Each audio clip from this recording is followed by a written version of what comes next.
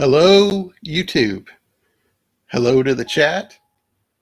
And welcome our guests, StephenRansom and UntamedMando. Hello, Thank you for hello. coming on the show. Yes, I have properly dressed, even though for some reason Jacob cannot see me, but I'm looking at the stream now and I can see me, so you'll be able to watch it back. Well, I guess that's a real question. Can you see it on YouTube now, Jacob? YouTube. I can That's see you funny. on YouTube. So okay. See, I told you. I told you she was really there. I know. I am. I've got my cowboy hat, which is actually like this was like a $50 hat, so it's a nice hat. And then I've got my jean jacket on. Like I'm ready to go. Let's. I'm ready to dive into the history of the country. I'm just kidding. Yes. I don't know. I've seen this movie several times. It's become one of my favorites. Let me play the trailer for it. See if I can share screen.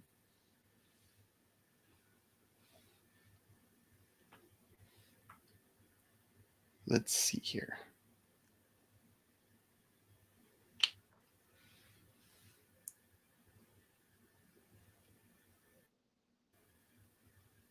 How do I do this now?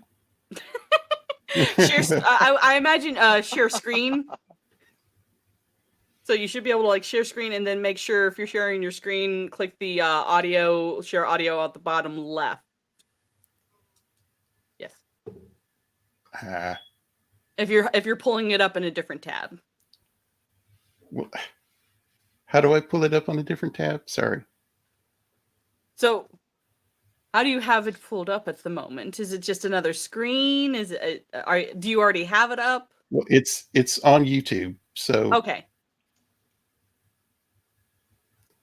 So yeah, you should just be able to like whatever you're using to view it. You should be able to share your screen. Like there should be a share your screen button at the bottom on StreamYards. Yeah, it's not giving me the option to show.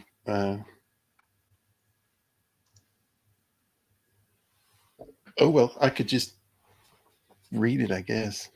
If you want, like, I can try and pull it up and share my screen. Yeah. Let's try that. Try that. All right, give me a second to open up a different tab. And you're talking about everything. Big Country, right? Is that the one that you're wanting to pull up? Correct. All right, Big Country trailer. Yeah, so this movie's kind of a mixture of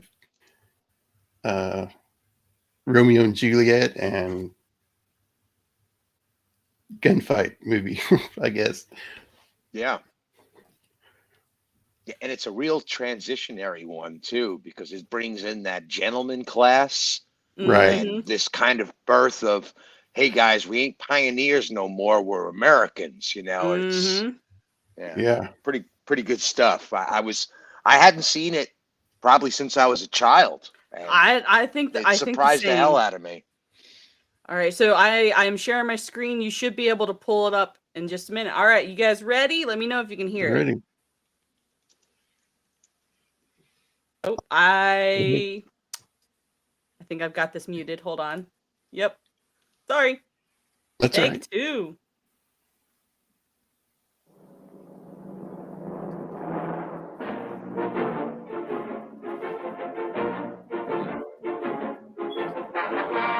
Now, how long do you want me to do the whole trailer? If you want to.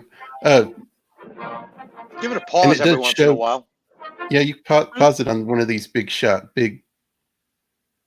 Okay, so like this shot. I mean, every shot in it like that, it shows the big country. Mm-hmm. Yeah, God, that pull away shot when they first went down to hassle that small little town in the valley. It's like, God, that cowboy, those guys just rode off into the sunset, quite literally for real, like a dozen guys. Just talk about a long one-shotter, a oneer. And I think that in the movie, it's there's no law anywhere. They have to ride several miles to get to a sheriff or Marshall. Oh yeah, I think what I forget in the movie it said like what about a month at the earliest it would take. Yeah, to get somebody there. Yeah. And like my friend Roto Kamish said that he remembers that the movie was shot actually near his hometown because he lives in Arizona. And so like he said like because I told him that I was going to be on and he's like, oh yeah, Arizona, this is where a lot of westerns were filmed. I was like, oh cool, forgot about that. Yeah, you could really tell too. I was looking desperately to see if I could recognize any of the California landscape on the way out to Nevada. It's so hard to tell because it all looks like this. It really does. There's no trick photography here, kids. That's like lightning splashed by the gods, epic landscape. It's just crazy stuff. Yeah, there's a good shot. Like just the open country right there. Like it's crazy. I miss I miss true westerns like this that, like you just felt like you were there. Like they didn't do any special effects or anything. Like it was just a good old fashioned get on your freaking horse, have your pistol at your side and let's just ride. Yeah. Yeah. All practical. No. I mean, a keen eye can see that they obviously plowed some of those dusty trails in those tiny valleys and stuff. And, just so the horses wouldn't get spooked. I was reading some of the spoofs on this movie, and in some scenes you can see power lines in the background, far in the background. So there's no... I didn't even notice. Putting it through a computer and getting rid of the power lines in the background. It's all there. Yep. Yeah, like the big country, like it had been a while since I'd seen it, so I did a kind of a refresher, like run through real fast, and like I guess the part that gets me is how the main character he doesn't care about showing off, and like that's like he's just a respectable dude, and like how and I don't know how he stays consistent. He's not worried. He's not worried about proving himself to other people. He says, I'm not, I don't want to prove myself to people. I don't care what other people think. It's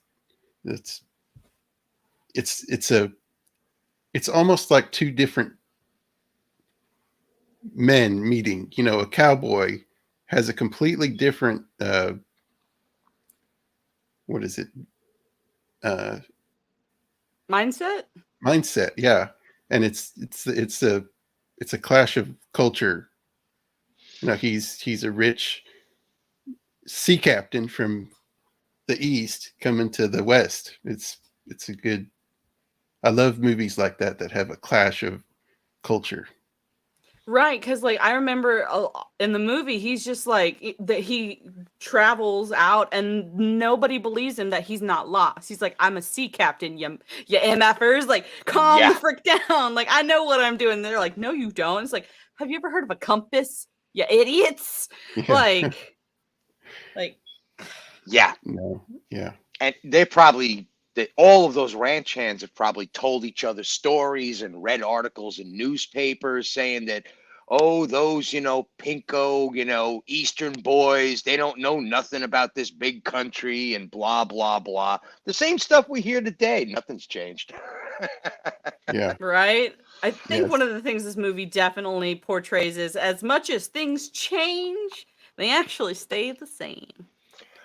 The one thing I did like about this was a true honest display of what a holster, gun-toting kind of town would actually be like. I mean, it's almost like a cautionary tale. But in the end, that old guy was like, you're going to go pulling guns. We're going to do it single shot style like we did back in the old days. And by God, son, you're either going to die or finally become a man. And, all that good old stuff. I love it. Yeah.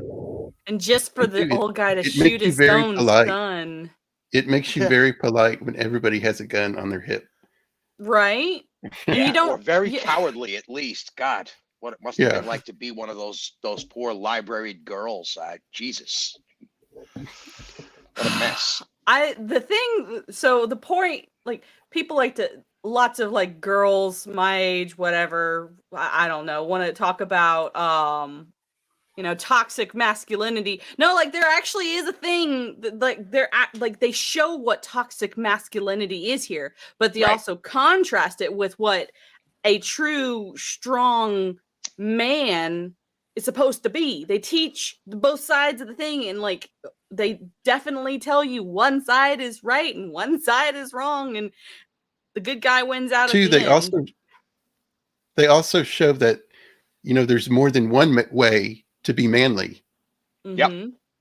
I mean, and more than one way to be feminine as well. That blonde really freaked me out when she turned tail, and she's just like, "You're not the man I thought you was." I wanted to smack her. I'm sorry. This is one of the reasons. Too.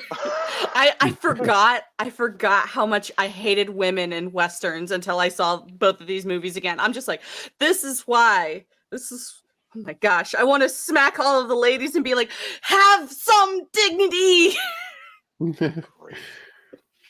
Just like, oh my gosh, he's so mean to me. I'm like, smack him around.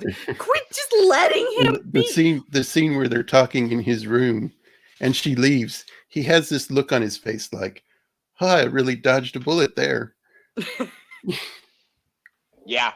He was surprised too. I don't think he ever thought that she was just going to be like, he was like, really, ma'am? I think I'll go to find a cottage in town or something like that. It's like, wow, really? God. Okay. I guess I'm leaving. I also like the kind of contrast between the blonde chick who I hated and then the brunette. Like, she stuck to her guns. Like, the whole time, like, this scene in particular where he's trying to have his way with her and she's just like fighting. I'm like, you know what? Go, girl. Yeah. And then when she fought for him too, by saying like, no, please leave before you get yourself hurt. And he's like, God dang it. Do I have to prove myself to you too, miss? She just didn't want him getting killed. Right. And she was willing to do whatever it took to make sure he didn't die. And I'm just like, you know what? Kudos to you for being the better lady than your friend, because your friend's an idiot. And I love how she told her friend was an idiot. Like, how many times did this poor man have to prove himself to you? If you loved him, he wouldn't need to prove himself to you like an idiot. And she's just like, man, I'm an idiot. And we're all like, yes, you are, Blondie. You're an idiot. Yep. Good on that father of the town too, in that little shanty town. He was just like, this man's a bigger man than you are, son. This guy walked in here with a set of shooting pistols in his pocket, and the deed already signed. He couldn't believe his eyes. He was like, right? Are you trying to fuck with me, man? It's like, well, what's going on here? Are you trying to screw around? Well, I guess it had been so long. I guess it was kind of refreshing for him to be like, oh, there is still some dignity and honor in this hellscape. Right? Yeah. And even Heston's character turned a little bit too in the end. Yeah. Brought back that dignity. It goes to show, like, if like a strong man or a strong woman brings out the best in the other people, like, a high tide raises all ships. So yeah. This scene in particular of the when the father comes in, man, that guy is mean to his kids. I mean, he created this guy, Yeah, sadly. Yeah. But he knew what he had created, though. That was the best part of it. He, even himself, he's like, wow, I knew you were low, son, but I didn't realize you were this low. Yeah. Right. And he still had enough dignity to, kind of fix his wrongs, realizing I've created this. It is up to me to solve this problem because it's my fault for, doing this. So at least there was that kind of smidge of redemption. It stinks that he had to do what he had to do, but yeah. Do you want me to stop sharing my screen? Do we want to keep talking about? Yeah, I thought we'd maybe talk a few of the characters Okay, yeah. So in let me particular. see if I So can we've find a talked about better the main shot. character Yeah. a little bit. Let's See if we talk can about find her. Heston's character. Yeah, Heston's character went through the hardest arc, I think. Yeah, I mean he has feelings for the blonde woman, and you can tell from the first scene when he meets McKay that he just absolutely despises it. For the only reason is that he is marrying the girl he has feelings for. See, we've also got some chatters in here chatting away, talking about they pronounced McKay wrong. Oh, pronounced. Is that what we call in keyboard strokes these days? I guess. But yeah, I actually ended up liking his character quite a bit, and I thought he got the short end of the stick when it came to the kind of completion of his arc, so to say. I'm just like, man, like, did he get the girl? Did he not get the girl? I care about this dude. What happened? Yeah, that is true. Yeah. We never really got to see the final, riding off into the sunset for him as well. Yeah. And another thing too, the daughter, was she a different person without her father's influence? No one knows. We never saw her. Yeah. I doubt she was because of how quick he's just like, oh, you're going to switch things up like this? No, I am not marrying that. That is a nope. I'm going to nope right out of the situation. Yeah. I've always thought that she just sold the ranch and moved back east. So she's not even there anymore. That's probably what happens. Well, hopefully she sold it to Charlton Heston. Yeah. Hopefully. Yeah. Like, I think he deserved it. Right. Probably looked at her and said, you know what? I thought you were a hell of a lot more than that, young lady. I'll be seeing you. Yeah. The fight scene too. That's a great fight scene. I couldn't believe how far the camera was back. I really couldn't. Yeah. I was like, wow, seriously, we're going to go all the way back and barely even hear the punches over the range. Like, yeah, it was almost like we were watching a love scene and trying to be polite. It's something too. They actually filmed that during the day. They put a filter over the lens to make it look like it's at night. Oh, that's crazy. I didn't know that. Yeah. The night filming was not very good back then. So that's what they did with most nighttime shots. They filmed it during the day and just put a filter over the lens. Mm-hmm. And even back then they did it better. Day for night in the modern world, it looks worse. I don't know how they did that. Yeah. It's all, you see fight scenes today it's in a dark room. You can't see anything. Yeah, I hate that. That's why I was so surprised at how far back the camera. I mean, the camera just let it gape on the landscape, man. Just let it gape. Yeah. I miss that. That's my favorite part of anime too. That's a big favorite of mine with anime is that the camera leans way back and takes it all in for a few seconds. Right. Yeah. Get a sense of the scope and the landscape and how small this conflict really is too. Yeah. I mean, cinematically, it's really poetic for us to see, like, are these really big men? Because they look awfully small in that landscape, Yeah. Yeah, they especially when you have like Robert Downey Jr., who's like, how tall is he? Mm-hmm. So and he's in platform shoes. You don't want to do a far back shot of that. Right. Yeah.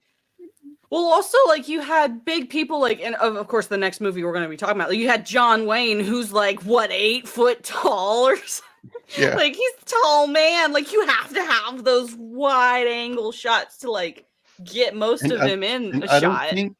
I don't think he was that tall, John Wayne. I think I'll have to look it I up. I can look thought it. he was at least like 6 foot something. Yeah, I'll look it up. But if I'm not mistaken, I don't think he's that tall.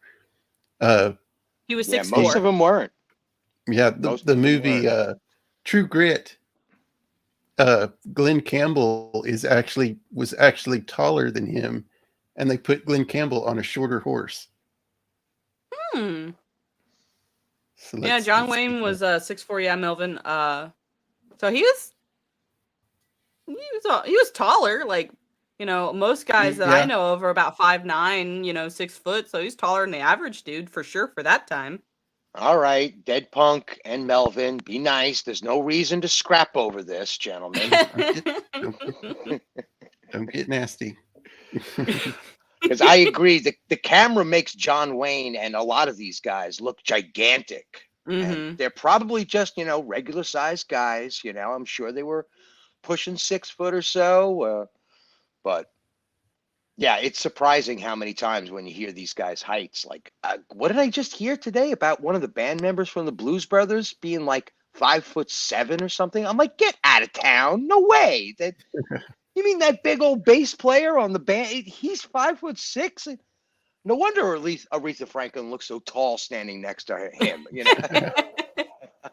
Well, and also like it just makes the especially people back in the day like filming where they didn't have all of the green screens and all the stupid stuff to you could fudge with people's like heights a little bit. Like, no, you just had to know how to do the camera. Like you had to do the camera angles a certain way and like figure it out how to do that. And Yep. I think the newer movie that did that best was Lord of the Rings. Yeah, how funny is that? Yeah. Newer. Yeah. Because that's where all those techniques were developed, was to keep these guys looking gigantic, was by forced perspective. As a matter of fact, there's a shot in Butch Cassidy and the Sundance Kid where the knife fight between, what is it, Sundance? Or no, Butch Cassidy, where he comes back to the ranch where all of his gang members are hanging out, and they're like, "You're done, Butch. We're gonna fight you for this gang, and blah blah blah, and do our own thing." That guy was Lurch in the Addams Family, and he did not look like he was practically 7 foot tall, which he is in real life because of the way they had him blocked in front of a bunch of guys that were. And forced perspective and all, and made him look like he wasn't that big. He was still big, but not as big as he actually was. Right. His boots aren't even in camera. That's how much of them they had to cut off to make him look the average size. Wow. Yeah, that guy was in a Twilight Zone, and he played a giant alien. Yep. Married himself a beautiful Hawaiian gal too. Was with her for a bunch of years. Wow. But yeah, he had it rough. Typecast because of how gigantic he was. Yeah, that's what happens. Yeah, like if I were to probably get, like some sort of acting job, I would be either a hobbit, a midget, a Oompa Loompa, or something of that sort, because I am 5'1". Yep, and Mr. Dinklage goes, "How dare you!" Like, I'm short, okay? Oh no, I'd be an elf. I'd be a Santa elf.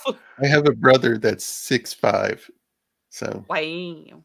And his eldest son is, I want to say, 13, and he's like an inch away from 6'5".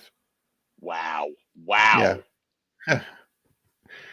Yes, he's a tall kid. But yeah, I mean, John Wayne was 6'4", so like, yeah, I would say, what's the average height for a dude? 6'9" or 5'9", 5'10"? Yeah, something like, or 5'11", something like that. Yeah, so he's taller than the average bear. Yeah. I knew a guy like that in high school. We used to call him Thor by the time we were finished in high school. That was in the 80s. He was 16 years old, 6'1", had never worked out a day in his life, and was already pushing 200 pounds of muscle, and he was lean. Oh, Wow. And I'm like, how do you do that? And he's like, genetics, I guess. Genetics. Genetics, man. yeah. Charlton was- Heston. Charlton Heston is 6'3", was 6'3", and let's Gregory Peck, see what he's how tall he's at he least was. that for sure. He's 6'3" too. Yep. All on screen. They left none of it in the field. It was all on screen. Yeah. So next up, let's talk about the dad. crazy blonde person. Oh Crazy yeah. blonde person. Let's go over her again too, because she was one enthusiastic little girl. I never saw a girl go from kissing her boy so, passionately right in front of her dad, and then going and sitting on her dad's lap after giving him a peck on the cheek. It's like, that was just weird. That was weird. And calling her dad honey. I thought that was really weird. Okay, I'm resharing my screen. I thought that we were talking about the next thing. Sorry. I've got her ugly mug right on Citaro if we need it. Yeah, let's do it. Let's center screen that girl, because she needs all the press she can get. A weird thing going on there with the. She thought she had all these boys wrapped around her little finger. That's really what it was. They talk about your classic gold digger ingenue. I think I'm in control here. Right. Jacob, I will need you to be able to share the. Sorry about that. Screen.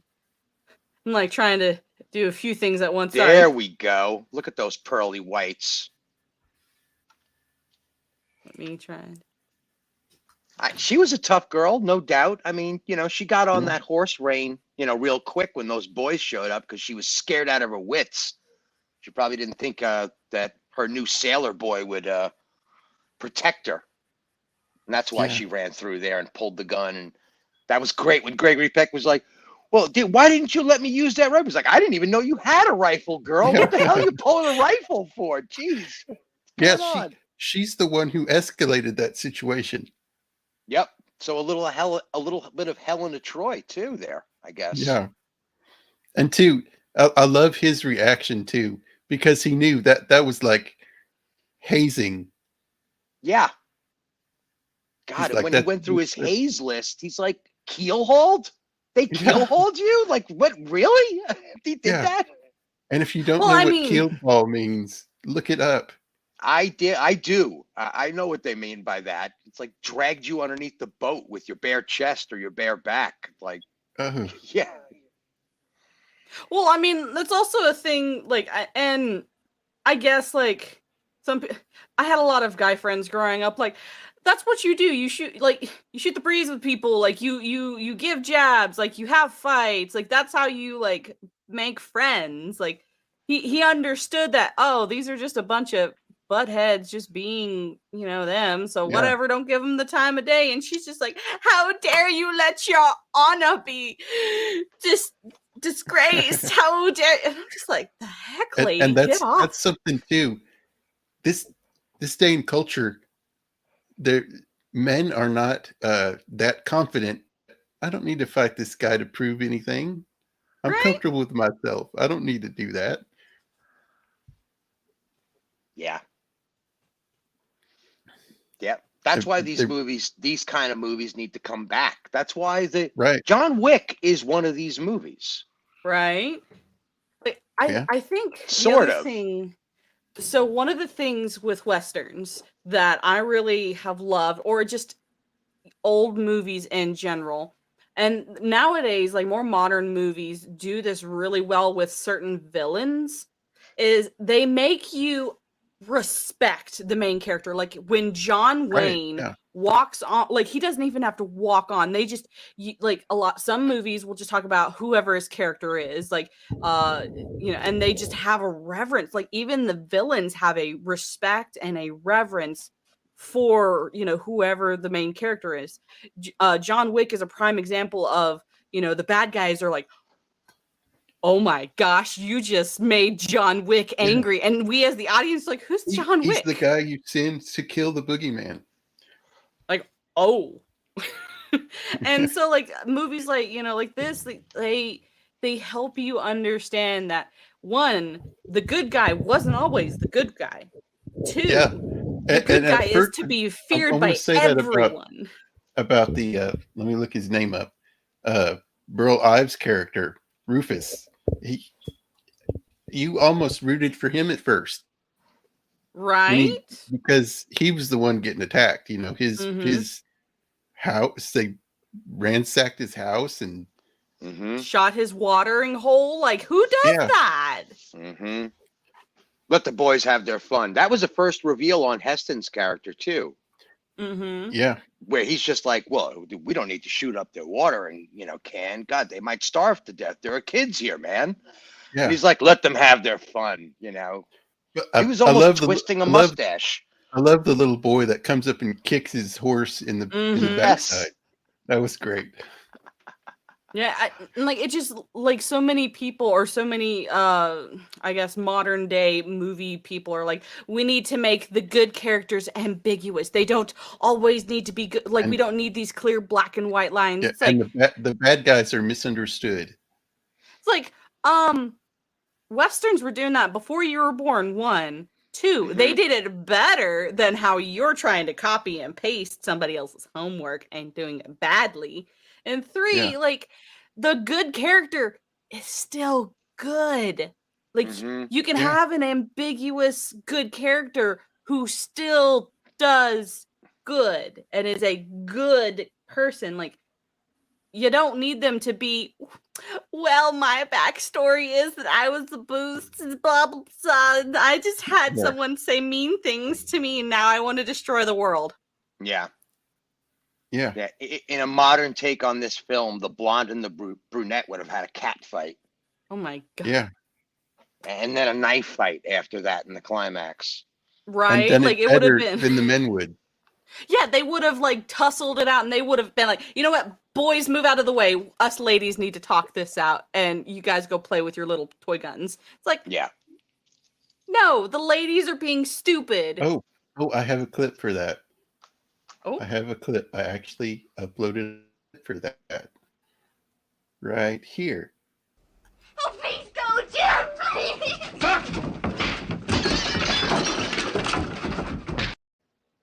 Yes.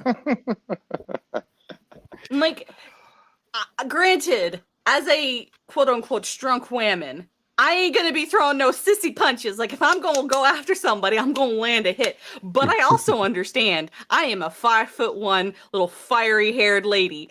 I ain't gonna take on no 6'1" man and be fine. Okay, I know that. It's like, Yep. And I love too the flip of Gregory Peck's character there. He's not a showy guy, but as soon as this girl is in danger, he jumps in and just goes for it. Because he knows when he needs to show force. He doesn't just show force just to be showy and show off and see how strong I am. He says, I know my power. I know my worth. You're not gonna try and get anything else out of me. I know when I need to start throwing some punches. Right. Yeah. You can almost see it behind his eyes every time he took a big old sigh, where he's just like, you guys don't get it. I didn't come in here because I'm brave. I came in here because I could kick all your asses. I'm just not doing it right now. Right. You know? Right. It's like, he didn't need to. He's like, I have nothing to prove to you, weaklings. Yep. No. I mean, if he was a ship's captain at sea during this time and day, he must have stared down whole mutinies, you know, in his time. At least one, where a handful of guys thought they were going to take over the ship or something. Right. It must have happened at least once in his career. So, and that's it, man at sea. You have to be like, tough you can to see do that on screen. I love how they're able to show, like, we've never seen him throw a punch until really up to that point. You know, like when he has that little fisticuff thing with the other dude. Like, we never saw him, but like the way he carried himself, the way he spoke, the way he interacted with everyone else, Yeah. you could just tell this dude's seen some stuff. He has Yeah. seen some stuff, and two, he is not to be trifled with. I love the acting without words. Mm-hmm. That Because these are genuine actors. have- They know we how have to have act. it nowadays that they think the audience needs it explained what's Right. going on. And Gregory Peck can just give this look and you know exactly what he's saying. Mm-hmm. Or like, just in any of the scenes, like you can tell by somebody's smirk when they hold back, how they hold their weapon. Like you can just tell what they're about to do by how they're doing it. Like they don't need to tell you, I'm about to go and, take on this guy in a pistol war, or I'm about to go throw punches with this other dude. Like you could just tell, like, something's about to go down. Yeah. And something like, too about the fight scene. McKay probably learned how to fight on a ship, and that's a completely different way to fight. Mm-hmm. Because the ship is rocking back and forth, so you have to control yourself differently than on land. That's some Mr. Miyagi kind of stuff where if you could hold your stance and throw a punch without rocking the boat over. Because when we're talking about a sailor getting into a spontaneous fist fight with a bunch of cowards, it probably happened with a launch boat between the port and the station where they took a there's actually a martial art that was started by sailors, Savat, I think.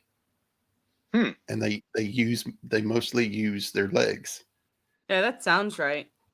But yeah, like, and it's just crazy how us as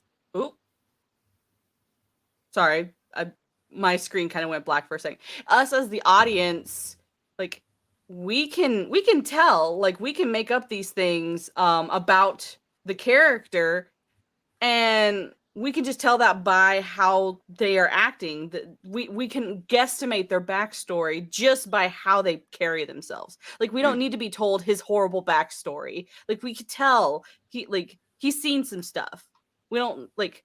I don't need to be treated like a 5-year-old and say, well, actually, let's take let's do story time. And let me tell you about this backstory so you can appreciate this character. It's like, I don't need you to tell me. Show me. Show me. Yeah, we would have definitely have gotten an action sequence in a flashback on board of a ship to show that the captain was really a tough guy. He ain't no puss, Mm-hmm. That would have been all like dynamic with people swinging on ropes and dancing and jumping and acrobatics and maybe some Chinaman with kung fu and the whole 9 yards. It would have been flashes and booms and, just all sorts of crazy cinematics. That's unnecessary. Yeah. And, a lot of people think, oh, that was so boring. It's so slow. Not everything has to be fast paced. Mm-hmm. Right? We don't need to have a joke every other time. Like, and this thing also had comedy. Like the dude falling off his horse and stuff like that. That's funny, but we don't need every other horseman that is shown to be falling off his horse. We got this little bit of comedy here. We got this little bit of comedy there.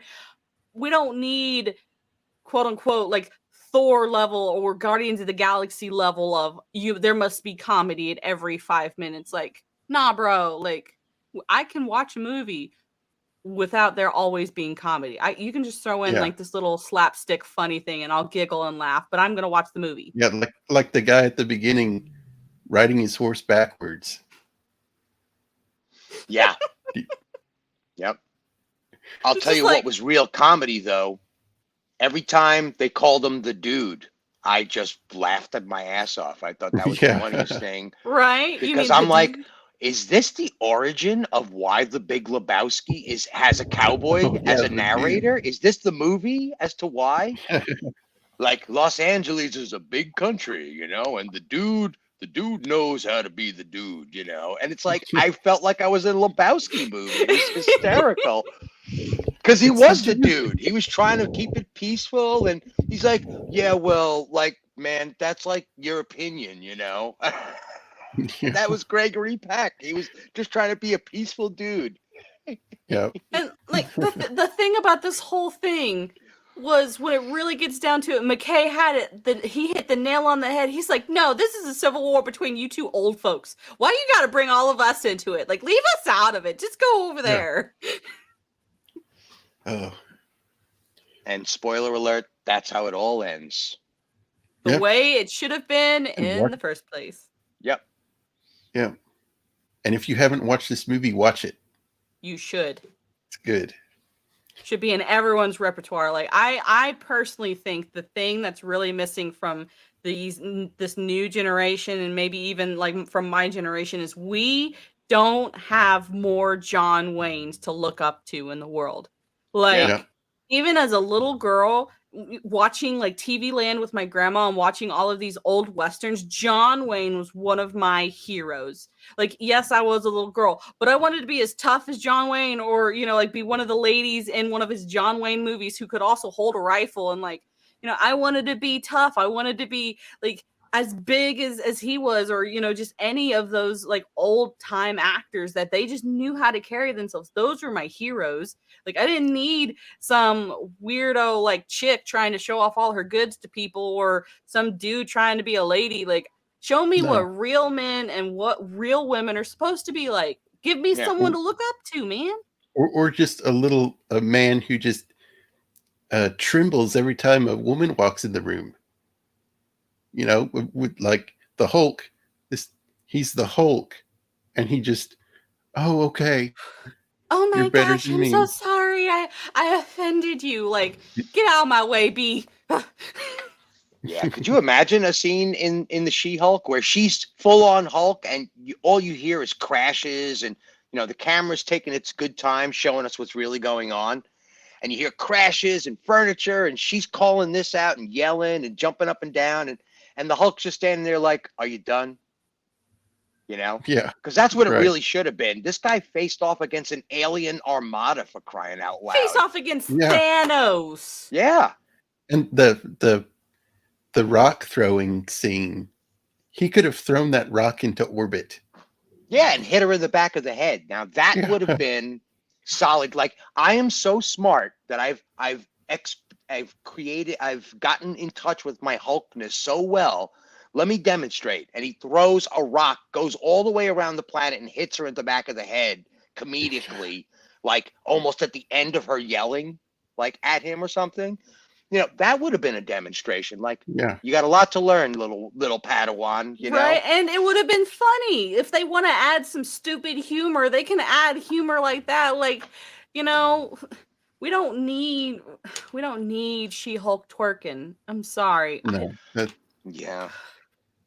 Oh, I get it, but Well- Mary Tyler Moore could have twerked her out of oblivion. I could tell you that right now. I'd rather watch Judge Yeah. Judy than watch her twerk. And I like that's nothing against Judge Judy. But if they wanted to do some sort of lawyer/judge sitcom, we've got Judge Judy, we've got Judge Joe Brown, we've got other judges that I can't think of at the moment because those are my two favorite ones. Like, we have those. You have a format you could copy off of if you really wanted to copy off of somebody's homework, like you apparently want to do, Hollywood. Like, we could do it where she is literally trying, like, out there on cases trying to help humanity, but no, we get her freaking twerking. Yeah. So, are y'all ready to move on to the searchers, or do you have any more to say about the big country? I don't think I have anything more to say, but perhaps we should, you know, catch up with the chat before we move on to the next chapter. Yes. What do Right. we have in the chat? Let's Take it see away. here. Oh, that's right. I haven't said hello to people in the chat. That's We'll get there. We'll get there. No rush. It's all a gentle breeze around here, man. We're Well, just Mel walking across the plain. Melvin Deeply is here. Welcome. Thank you for coming and hanging out with us. Dead Punk Gage. Hey man, what's going on? I'm glad you are able to hang with us. And Megatron. Stunning and brave Megatron is here, is in the house. Indeed. Stunning and brave, stunning and brave. And there's, I think we might be able to help out with this discussion going back and forth. Take it from wherever you want, but down at the bottom there, they're trying to figure out whether or not a movie was starring Alan Ladd or not, or something like that. What's going on there, boys? Yeah, what is that? How the West was won, he thinks, and the other one was Richard Widmark. They were talking Richard about. Widmark. And Melvin says, remember that old Jimmy Stewart film, Where to Pick Up a Fight? What? Is that the name of the movie? I think that's what. I dare you to knock that little piece of wood off my shoulder. Shoulder, yeah. What does that even do? Just start the fight already. Yeah. Okay, why don't we go to the searchers now? If Mando, you could look that up. And I've got the trailer locked and loaded and ready to go. Do you want me to share my screen? Go ahead. Yep. Let me do that. Share audio. And do you want me to play it, or do you want to do what like we did for the last one? Yeah, and just do what we did for the last one. That's good. Yeah. So we've got this beautiful scene right here, just opening up. I'm just gonna like open with that. Like, look at that. Yeah. Is that the classic Monument Park? That Hollywood kind of made world famous. That classic country background. Right. And if you look at pictures, this was actually set in Northwest Texas. So just picture that scene without the big mountains in the background. Mm-hmm. All you'd see is you would see mesas and stuff in the background. Mm-hmm. You get that good old John Wayne just riding on in. Bigger than life. We got the Duke. Let me try and get that picture. There we go. We got the Duke. Front and center. And like this is what we were talking about earlier with that cinematography, making him look like it makes him look like, because this is the mountain range, quote unquote, in the background. Like it's got him almost as tall as the mountain range up there. Like in this, so it makes him look like he's just this big old dude. And he's like, you can tell on his face, he's been through some stuff. Like he's just not a nice little dude. In the beginning of it, he's coming back. He was what? He was in the Civil War and for the South. Yeah. And it sounds like he might have robbed some stagecoaches, possibly. Yeah, I mean, it just he was left very ambiguous. Like you just knew he was a bad dude. And here's the thing with this is how you do a good guy. He's got the damage, you know. Mm-hmm. But he's the good guy. And you know he's the good guy. Like most people wouldn't have that face be on a good guy. Yeah. Let me try and find. And you know, this movie would be problematic today. Oh, yes, it would be, because it's got that R word in there, possibly. Yeah. And it also puts Native Americans in a quote-unquote negative light. Yeah, right. While we're putting this Southerner in a negative light. White people haven't been in negative lights in the past. Yeah, we just watched a movie. I mean, I never even got a chance to talk about that. But here's a family of white dudes fighting against a family of white dudes because neither one of them can hold a grudge, you know? Yeah, and they want water rights to it. That's something we didn't say either. That's the whole whole point of that last movie. In the movie. Yeah, is that they're fighting over property that has water on it. Mm-hmm. Yep. And that's how it was back then, though. Like there'd be like ranchers, like, you know, looking for water sources, and water was scarce. Like, this is a desert climate. Like, water is gold in these parts. So, I like, mean, and in the searchers, like it or not, that's what Indians were like. Not all tribes, but some more so than others, and especially the Comanche and Apache in that area. Yep. Comanche and Apache were not nice people. They just, and like other Indian tribes at one point in time were able to agree. Like, they were like, oh yeah, the Comanche and the Apache, like the Lakota tribes and the Cherokee tribes, like they would tell people, stay away from Apache territory, stay away from Comanche territory. They don't care. They're going to take you out. Yeah. Yep.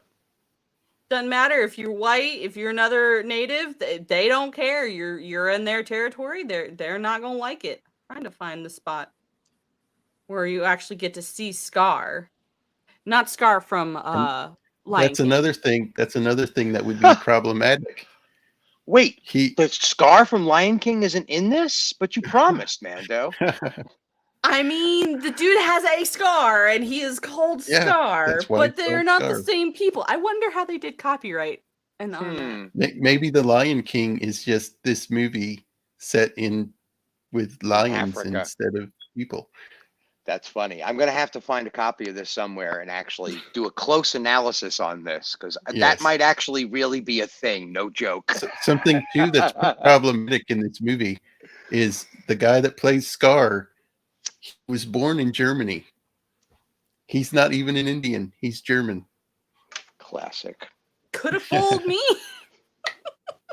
But that's Yeah, the it thing. did pretty good.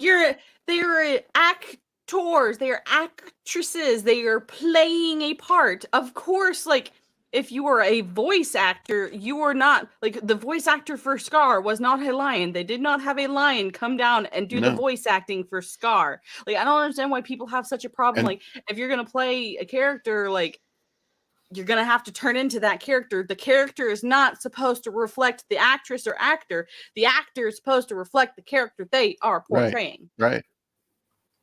Yeah, And which leads me to believe that I guarantee they didn't change Barbara Gordon's name, even though they changed the race of Batgirl. I mean, Yeah. I don't know many Barbara Gordons that live around the Los Angeles area. So, yeah, there's that too. But a lot of the background characters were Indian though, so that was pretty neat. That's for the time. That's pretty cool. Yeah, because they were able to get jobs and get paid. You didn't have big time actors that were good actors that you knew of back then that were Indian. Right. So you got to work with what you have. Mm-hmm. One of my favorite scenes, which is also one of my least favorite scenes, is this one right here, where John Wayne's character Ethan, he's like, the heck, she just betrayed everything. I'm about to. She can die or she can come back with us, but not this. Like, but he's still technically considered a good character. He just had a moment. Well, there's a scene too where they're at a army fort, and they've recaptured some captives of the Indian, and they were not right in the head. Dang it! I was told Jeremy Irons was a real lion. I'm so disappointed right now. That's right, Dead Punk. That's right. Be disappointed. Sorry, I saw that and I had to read that. Oh, that's all right. There's some lively chat going on, gentlemen. Keep it up, gentlemen. Be nice, but keep it up. But I like how Westerns were. I just don't understand how this little this lily-livered generation managed to survive. Like, it's heartbreaking when, like, people like John Wayne was a good guy, but he was also able to do bad things at the same time. Complicated, it's a complicated story. You can't just say, "Well, this guy's a racist because he's going after Indians." Like, no, he had been in the Civil War, fought for the South, but he was also in the Spanish-American War, and he fought, I think, Which side? I forget which side he's fought for. I think he fought for the Mexican side. I don't remember. What? Yeah, like the Ethan's character, like he fought in both the Civil War and the Spanish American War. That was a thing, right? Really? Yeah. Am I misremembering? That. Yeah. No, that's correct. When I don't Okay. remember that. when we got to the Southwest. This is 1868. When did the Spanish American War happen? Don't make me pull out my Google, Ironside. Go All right. ahead, Google. I got it. Continue tracking. 1898. Okay. Oh, Yeah. 1898, the Spanish American War. Yep. Oh, right. yeah. 'Cause wasn't Teddy Roosevelt, young boy Teddy Roosevelt, involved in that? Mm-hmm. Yeah. Yeah. Really how the West was won. The Rough Riders. Yes. Like in this, John Wayne's character was also asked to be part of the Texas, like, Rangers. I forget what they were called. Yeah. Right. And he's like, nope, Texas but I'll Rangers. ride with you. Like he's able to be like that ambiguous, like, yes, we as an audience know he's the good guy, but there are some times we're like, are we sure? Are we positive? He's doing some questionable things right now. That loops us right back to John Wick, doesn't it? Yup. Like, wow, this is the good guy? He just stabbed that guy in the chin, like with a knife, 14 and times. stared him down. As he died. Yeah. Like, but we know he's the good guy, but we also are not afraid to say, yes, that is a very bad, wrong thing that you just did. But you are still the good guy. Yeah. But you just did something bad. Yep. Hey, I'll be right back, guys. You Puppies. keep talking. Okay. Gotcha. I Because, just think, because we respect puppies more than these bad guys. basically, yes. But But also, this like, is still over a puppy, right? I mean, the body count is now rose into double digits. Are we well, sure he this is also had to about get a his car puppy? back. He had to get his car back too. Oh, right, the car. I forgot. That trumps that kind of double impacts the puppy. Oh my goodness, I swear. It's so funny. They killed the puppy, and that was all the audience need to allow John Wick to go on a murder spree. Because he's a psychopath. Yeah, he's charming, and he's certainly cute. Don't get me wrong. He looks good in a suit, And we really sympathize that his wife died of natural causes. I'm sorry, cancer is a natural effect of human existence. That is a natural cause. Yup. Nobody assassinated his wife. Yeah, those Russian guys were idiots, but it was a puppy. But it's like, nope, those mob guys needed to go, and the puppy was all I needed. So carry on, John. Keep going.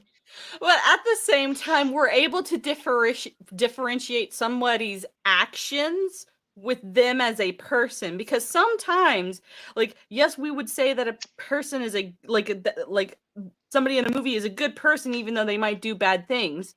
Right. But we're able to understand, like, a lot of the motives behind it. It doesn't justify, yes, this is a objectively bad thing John Wayne was trying to do right here. He's trying to take somebody's life who's innocent, who's also traumatized.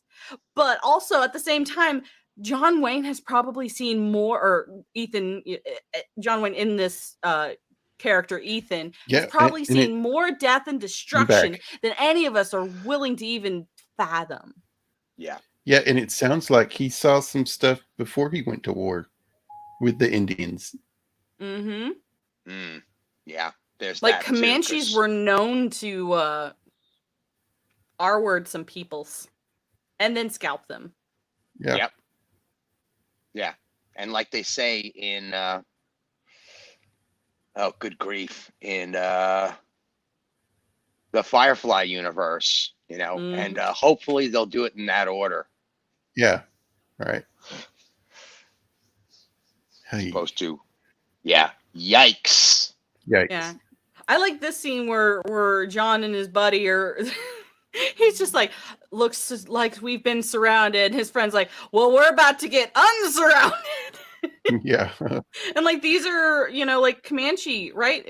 Was it Comanche or Apache? I think it was Comanche. I think most of the movie was just Comanche.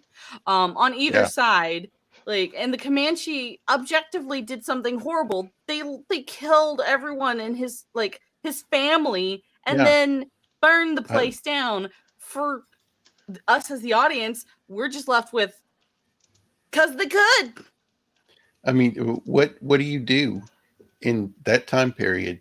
Something like that happens, you either pick up and leave or you fight back. I mean, at that point in time, nobody else is around. It's he said, she said, right? You both have guns, or at least really good weapons, and if you don't do something quick before you go thinking too much about this, you might be dead. Right? Before you can come to a decision. Just shoot and figure it out later. He's probably not going to die for a week. You could always aid him back to health, if you shoot him in the right spot. But protect yourself now. Rise to the occasion, young man.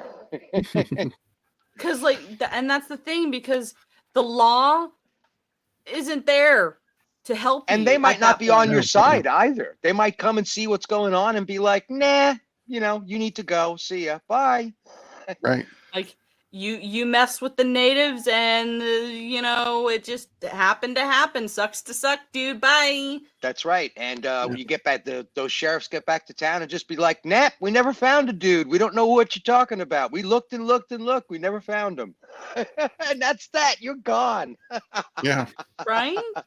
Just look how vast the country is. Yeah. Like, back then, even today, people go missing in the wilderness and you never see them again. Yeah, never see him again. Like, they find your dried bones like a year or so later, and God knows every animal in the wild kingdom got to him first. So right. Yeah, or like you're Yellowstone gone. National Park. Like, I periodically, when I'm feeling brave, will watch like a kind of a mysterious disappearances in national forests and national parks and stuff. Like, the most you have is a ranger station, possibly a day's walk away if you decide to go camping in Yellowstone National Park. You better hope you didn't break your leg, because if you broke your leg, you're probably dying of some sort of exposure or animal or something. Yeah. So, like, I can't imagine here where, you're in the desert. You don't know when water's coming. You don't know if it's going to rain soon. You might find some shelter somewhere, but you might get also bitten by a snake. And fun fact, not to get too far off the track here, but most people don't know this, but adrenaline, once in an injury like that, you get some massive adrenaline going through your body. When that adrenaline starts to subside, it transforms into a form of mescaline. And you start tripping out. And you don't know what's going on. And you might as well have taken mushrooms. That's how potent your adrenaline is. It is a mild hallucinogenic once it starts decaying in your system. And when you're in pain like that and thinking about your mortality, the adrenaline just keeps cycling through your system until you're starved to death as well. So yeah, there have been people who they went hiking, they got injured, and they were only less than 10 minutes away from somebody that could have helped them, but because they were just hallucinating, they were just walking in circles, and then they just eventually laid down and didn't wake up, and like somebody goes to find their body a few days later. Getting heat stroke too. There's and that's just some of the factors. Like, when a friend of a friend of mine was out hiking during the big heat that we've had, and that's what happened. He broke off from the main guys to go get water, and that was it. That was the last they saw him. And your mind just goes, and you die shortly after that. Terrible. Yeah. That's why, all this talk about we need to get back to nature, man. We need to get back to the Mother Nature, dude. It's like, nature will kill you in your sleep, man. And it won't even think twice. That's right. It's like, sorry, you were messing up my beautiful landscape. Shame on you for the beer cans. What was that movie that came out a while back about a guy who did that, getting back to nature? And he goes and lives in a bus, and he starves to death. Yep. because he's not prepared to hunt or anything. Right? Or like, in the actual more like Wild West in northern Canada where this was filmed, like you got buffalo. How you gonna take down a buffalo without like what you gonna do when the buffalo comes after you? Yeah. Yeah. Oops. It doesn't even need to do much. It just needs to bump into you a few times, and you got broken ribs, and the wind knocked out of you, and Yeah. 3-4 days down the road, while you're trying to figure out whether or not you're conscious, you're starving to death and drying up in the heat, and Yeah. scorpions And biting away. back then, we actually took care of injured people. We didn't leave them behind like the wannabe hobbits. Right. Yeah. Good grief! Wow. We went there. Thanks, Amazon. We went there. Yes. Getting stung by bees is hilarious. Oh God. Yeah, Yeah. the scene that you have pulled up there is great. Oh, it's spectacular because it just shows like it makes you the cinematography is amazing because what it does is it makes you as the like you feel the small. great John Ford. Yeah, like and then like above you just have this sense of dread because you're looking up and you're just like, oh no. Because that's how they do cinematography. Like the villain, he's supposed to stand above you to bring that intimidating presence. And like with the cinematography here, the Indians aren't actually like standing over them per se, like not in front of them, but their presence does the same the high thing. ground. Yes, they have the high ground. Yeah, just the amazing cinematography is just like Yeah. But still, also in the shot, you could tell who John Wayne is. He's the biggest dude there. He's the tallest one. That's what happens. Dead Punk says, "Well, that's what happens in all those Amazon cannibal films." Yup. Everybody else is on a shorter horse. That's what it is. Well, I also imagine like there's probably like this is probably a steeper incline than what we're able to see because of that, and so they've probably got him standing a little bit higher, a little bit more forward than the rest of the party. Yeah, right. Yeah, and the interesting thing in the beginning of this, the Indians steal somebody's cattle to draw out the fighters out to go after the cattle. So when they find the cattle, they've just killed all the cattle, and they find out that it's a murder raid. Yeah, this shot that you froze in here, is that a guy of a different descent, like Middle Eastern or something? Yeah, it looks like he has a fez on. I think so. What guy? Is he the guy in white on the black horse there? Yeah, there's a better shot. He has a top hat on. Oh, it's just a white Colonel. dude with a top hat. Okay. Yeah, okay. right. Yeah, he's got that threw me off. Goodness. Yeah, but he has a top hat to try and like be as tall. Hang on like, a second. I gotta do something. I'll be right back. Y'all keep talking. Cheers. Sorry. But in this scene, like this guy is supposed to be just kind of like as important as John is, and the way that they do that is they put they try and make him all right, I'm back. As tall, intimidating, whatever you want to say, as John. Like it's supposed to, I think, symbolize like they're supposed to be quote unquote equals. Yeah. So, something funny. The scene, the guy with the top hat, he gets a bandana out and ties it down so it doesn't fly off when they start riding fast. Huh. I forget. Like I think his name is. Let me see if I can find. It's Ward Bond. He plays. What's the character's name? Oh, gosh. It's like Colonel something, right? Yeah, something like that. It's Reverend Captain Samuel Johnson Clayton. Oh wow, a religious leader and a military leader. There's a nice Yeah, combination. he's the leader of the Texas Rangers. Mm-hmm. So if you're a bad guy and he hunts you down and he has to kill you, he can read scripture over you before he buries you. Yep. He can give you your last rites. Yeah, Reverend Captain Samuel Johnston Clayton. God, that reminds me of a certain vampire hunter from Helsing. You're all doomed. I am the righteous one here. I'll take you down and cut you in half. Pray for your soul. But also, like, one of the reasons I loved that this is both a heart-wrenching and a heartwarming film at the same time. Like at the end, Ethan, John's character, he doesn't ride off in the sunset. He kind of is just this lonely dude who walks away, kind of like slinking away. That shot is great.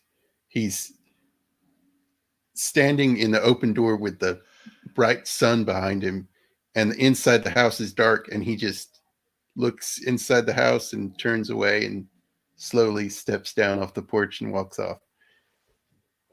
But also, you feel bad because you're like, I want you to have your happy ending. And for most of us, a happy ending means he finds the girl of his dreams. They ride off into the sunset. But in this case, this is technically Ethan, quote unquote, John's happy ending because he's doing what he loves, riding off in the, in the wide open space.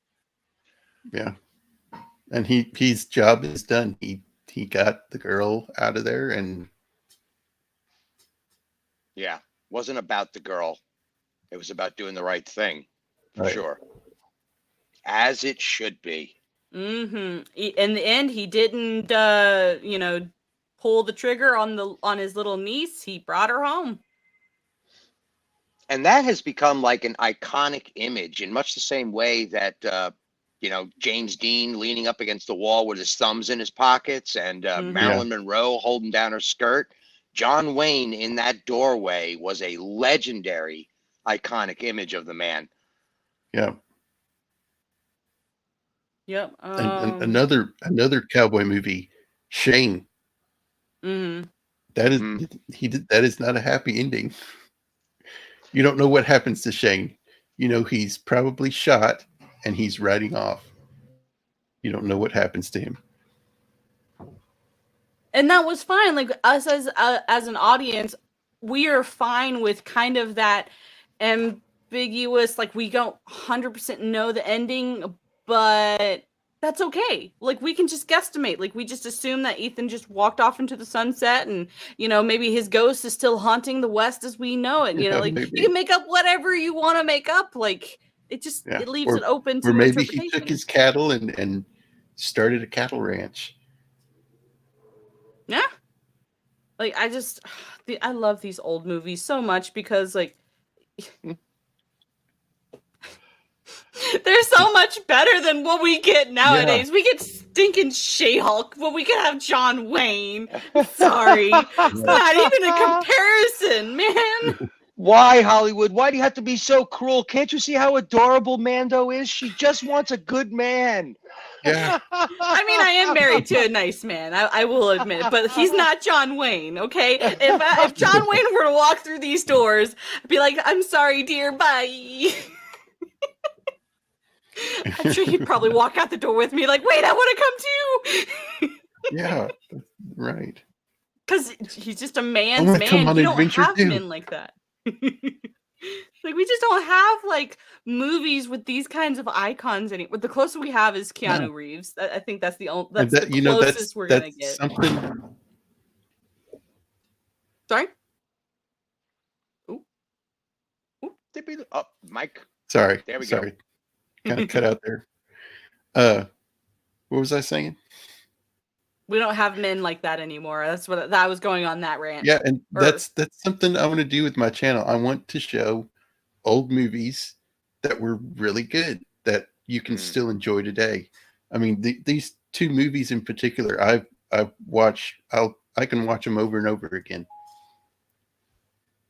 Yeah, and like as some, And, it doesn't have all of those. It doesn't make you feel all warm and fuzzy like some things do. Like, of course, this first shot in the beginning, like, it's aw, and then 5 minutes later, maybe 10 minutes later, your heart is just ripped out of your chest and you're crying.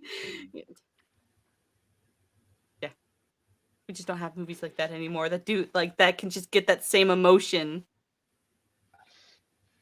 yeah. Hang on a second. I got to go for just a second. I'll be right back. Sorry. Go right ahead.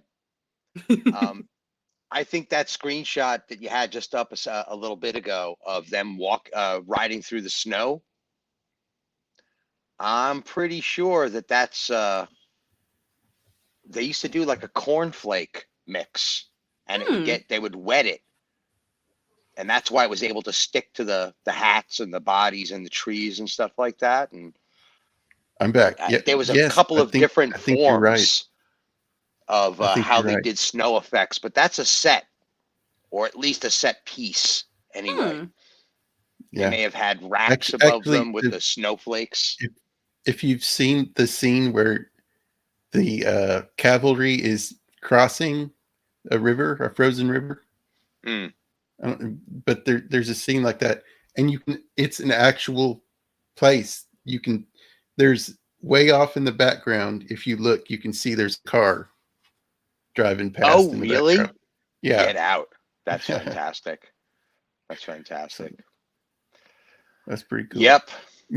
Just like Lord of the Rings. Also, maybe that was an homage in Lord of the Rings, the car in the background. I think that was that might have been an homage. Also in that scene, there's an Indian woman riding a horse crossing the river, and she has sunglasses on. Oh, get out. That's hysterical. See stuff like that. I don't even notice that stuff. I'm just too enamored by how amazing everything. I read the spoofs that happened in the show, so that was hilarious. But it's it's not close up, so it's not something you're gonna notice unless you know about it. That's right. Yeah, because they were still pinching pennies on a film like this. They were still trying to save money in production. Yep. They didn't just go reshoot it because some chick had her sunglasses on. And something funny about the car, it's like the driver knew, they're filming a movie over there. And he stops the car. You can see the car stop. Oh, good on him. At least he tried. I couldn't imagine like being that random driver. Like, oh no, I'm in the nope. What year is this? Is 1956. So they had field radios, and they probably had walkie-talkies on, various pieces just outside of the shot, where they'd be like, all clear, red squadron 1, check in, green squadron run, check in, Yeah. Okay, we're clear. All right. And action. Because they had some of these shots, they got livestock, they've got dozens of horsemen, and on multiple planes of the shot where they're not even within shouting distance. Yeah. And no earpieces to tell them move to the right. Yeah, no earpieces to do that kind of nonsense. This was all done on like, okay, we're gonna go, and if it doesn't work, we'll shoot it again. It's something I watched something about stunt horses, and they train these horses to just fall over, like they're dead or something. It's crazy. Didn't know that. I mean, that makes sense. Like, you can train a horse to do most anything, like if you know how. So it makes sense. And some of the things the horses do are not OSHA approved, are not safe for animals. Yeah. They have horses running, and they'll have a rope on the horse's leg and pull the rope, and makes the horse fall over. So that's some animals were maybe injured in the making. You can. Yeah.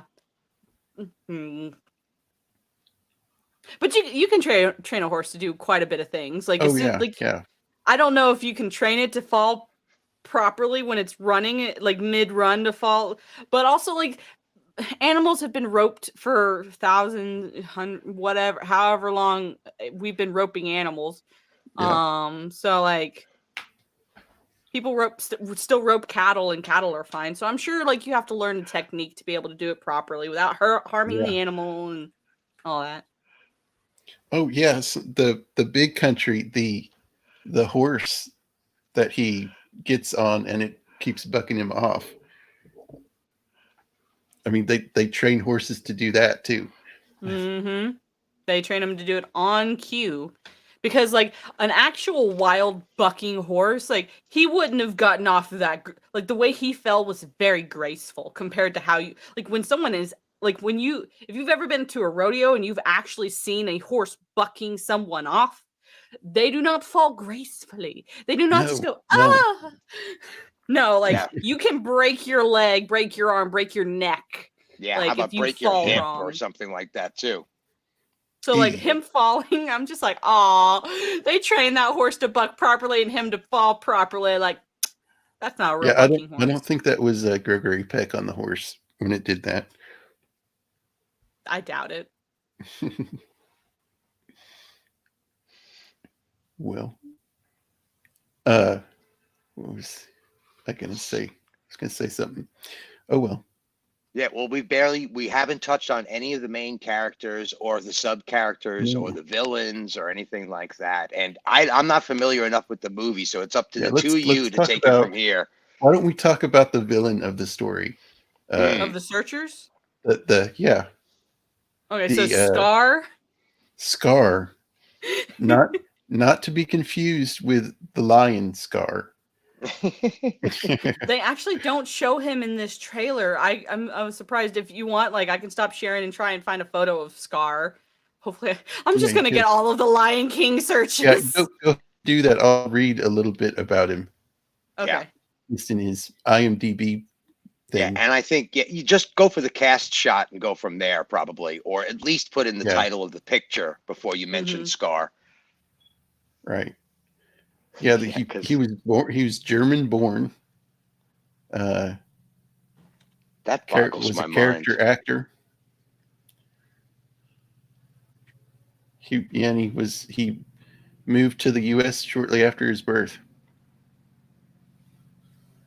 And he was in the Ten Commandments. He's just in a whole Was he bunch of as stuff. who? Because One of the commanders of the military or something. okay, Probably a Egyptian like or something. yeah, an Egyptian general or colonel or something like that. Because the two main characters were kings and princes, for crying out loud. Yeah. Yeah, those movies I am deeply familiar with. All of those historical docudrama kind of films about biblical stories were what I was raised on, pretty much. Yeah. Ten Commandments, The Robe, Ben And Hur, Mm-hmm. that kind of stuff. they play them regularly, or they used to. I mean, Ten All right, I have Commandments and found the Ben-Hur. non-Lion King Scar. Oh, excellent. Let's have a picture then. Oh wow. Yeah, this is the Scar. I'm sorry, like, this is definitely makeup. If you could see, like, that's makeup. But the hairdo's right.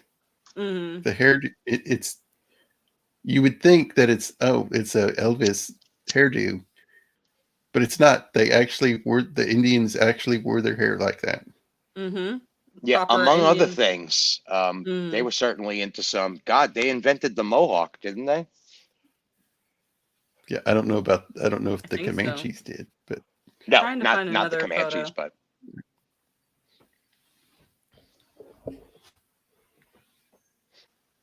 that hat, Oh, surely it blocks out the sun pretty good. yeah, the hat, yeah. And she's in some traditional. I don't know if that's quite traditional Indian garb, but it looks too fuzzy. We got him injured there. I thought they were going to show me another photo of Scar.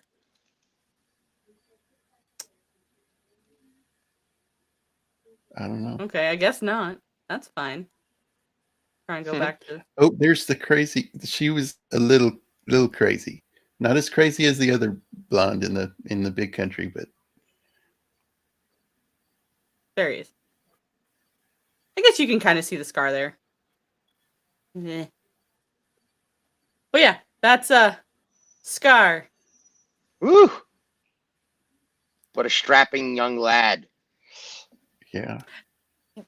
I guess you can.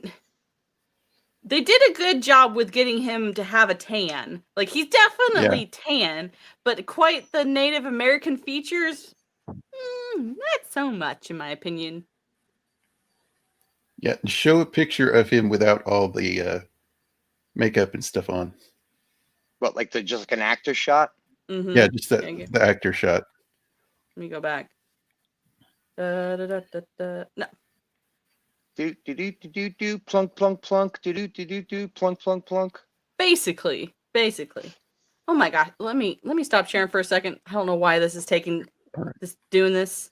Ugh. Yeah, you got to pull a hologram, guy. You start whacking the side of your computer. It's like, gosh darn it, this thing, do the That's how I quantum feel leap sometimes. routine. Just give it a good whack. It usually fixes electronics. Just give it a good whack. She's been on Roman's stream, so she's all good. She knows how that all works. Okay. Yes. This is kind of. Oh, no, that's not a good shot. Nope, I don't want that one. Try his IMDb page. Oh, that's what I'm looking up right now. I'll show you what I got. I was hoping I could find a better photo than this, but he looks like he could be friends with the little mustache man. The little mustache man. I mean, I think this is his role in Ten Commandments, right? As Moses. What now? Yeah. Oh, there you go. Let me try and pull that one up. What if it's going to let me? Or what movie is that? I don't know. I don't know either. He's got the crazy eyes though. Got the crazy eyes. See. Yeah, I don't know what that is. But yeah, this is the photo that they automatically pull up on his IMDb. I don't know. That doesn't seem like a very flattering photo. Yeah, that's the flattering photo right there. There you go. Yeah, with a cigar in his diabolical. Yes. That looks like from another movie. Yeah, that even looks like it might be from something like War and Peace or something like that. Yeah. I wouldn't be surprised. Yes, I play villains. Can you tell? I am the typical villain Mr. character. Bond. Let me twirl my little non-existent mustache. Yes. Yep. He's Yeah. about to He chew could be on his finger and ask for $1 million. He could have been a Bond villain. Yeah, he could Very have much been a so. Bond villain. He probably casted for it. Mr. Bond. Yeah. Mr. Bond. Oh, here's a good one. Let me try. Do you like my high collar, Mr. Bond? How about my crew cut? Hello, Mr. Bond. See, this is I think this is a better How side do you like my profile. face? Do you like the tea, Mr. Bond? Well, it's poisoned. Yes, Dead Punk Gage, Charlton Heston not only was Moses, but is Moses if you ask him straight to his face. Yeah. I am Moses. I bring you these 10 commandments. Ah! And my photoshopped on beard. Yeah. Is that a real goatee there? Right here? I think That's so. looking Yeah. like a real goatee. Ooh, he's got the crazy eyes there. Nope.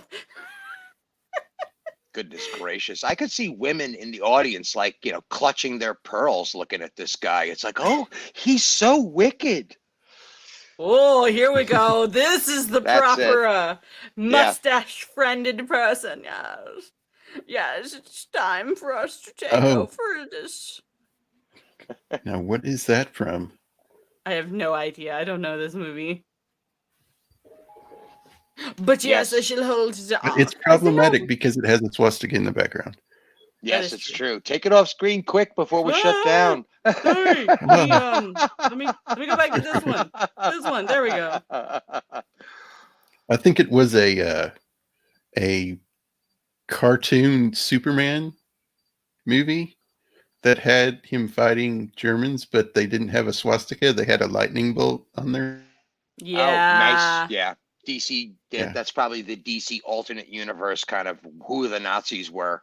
Yeah, They didn't right. shy away from that in World War II, I'll tell you. Mm-hmm. Now that's weird. I think he's this guy. Mixing cultures there, cowboys and Napoleonic War soldiers. Basically. Let's see. Can we find a different? We're gonna do this one. Yes, Mr. Bond. Yes. Which one is he? Is he playing like the Fu Manchu guy or what? That's classic. I Holy assume Hollywood. he's this guy. Is that Buck Rogers? Or might be. what's the other one? Well, there was a detective story, and it was all took place in like a mystical kind of Chinatown thing. Okay. Yeah, that guy with the mustache looks like Yep, Ming the Merciless for sure. Oh, that's a photo. I assume he's this guy.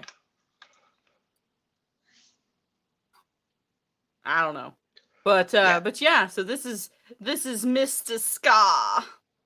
Not the Lion King version, but the Indian version. Yeah. Mr. Henry Brandon. And the next time I see Brandon, the anime guy, I'm totally gonna tease him about this.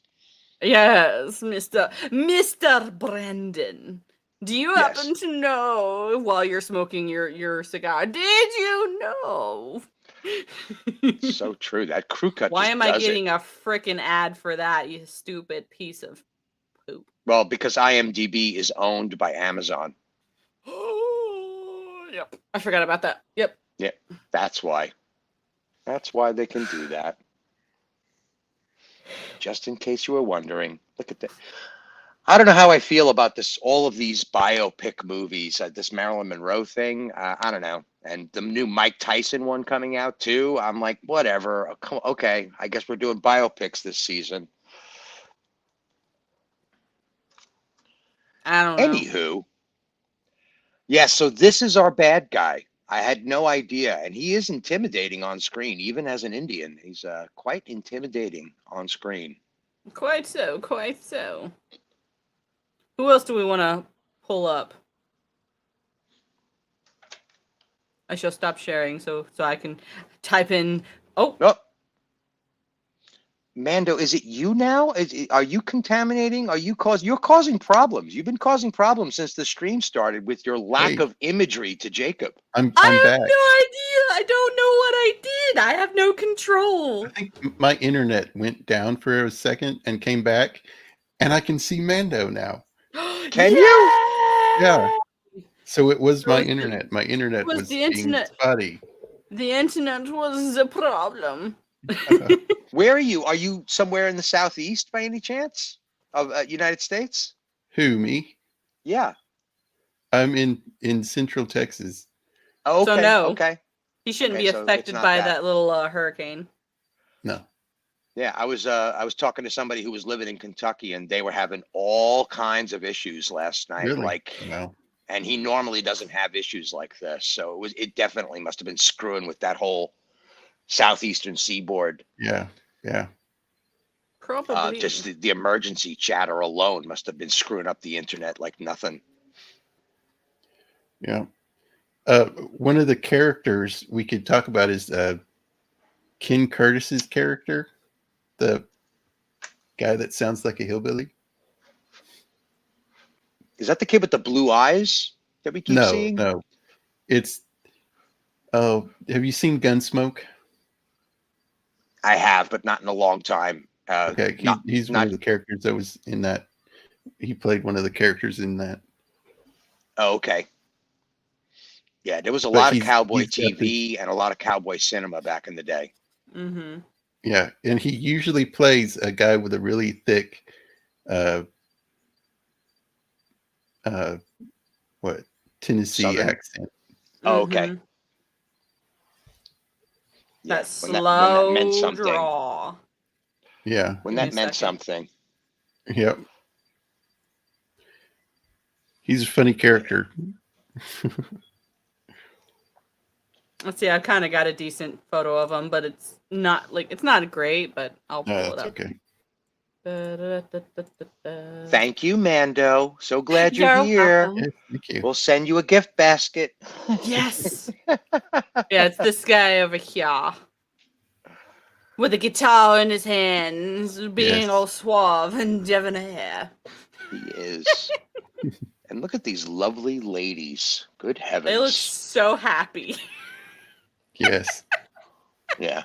He's just like, I'm going to serenade these ladies, and they're like, oh my god, I want him out. Out now. Yeah. Especially Talk about her. She just- cringe. This is some Yep. like some of these sequences are like major cringe. Certainly in Big Country, it was like Well, that out guy of just walked context, in there yeah. and started eating her supper. I was like, whoa, dude. Okay. Oh my God. Mhm. Poor girl. I could feel her trembling in her little boots. Yeah, being in the West at that time was, going out and just seeing desert. Can you imagine how crazy that would have been to go from living in the East where it's nice and green and then go to just desert? Right. Yeah, and just the knowledge that they talk about in space. There's nowhere to hear you, no one to hear you scream. In the West, there really Yes, wasn't in anybody the to hear Old you West. scream neither, except the Mhm. guy who just invaded your house. Or the grizzly bear. Yeah, or the grizzly bear. Sorry, didn't mean Or to the poke snake that men. bit you, but you have no medical treatment for the next 2 months. You got to walk over. Yeah. Like in Heavens. what's the name of that movie? Mountain Man, the Mountain Man guy.